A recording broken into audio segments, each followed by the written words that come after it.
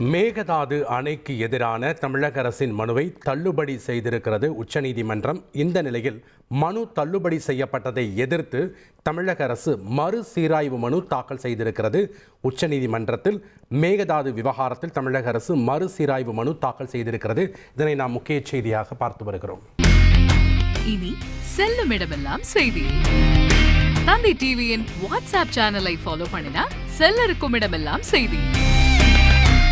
இதோ QR code இப்பவே scan பண்ணுங்க, ஃபாலோ பண்ணுங்க.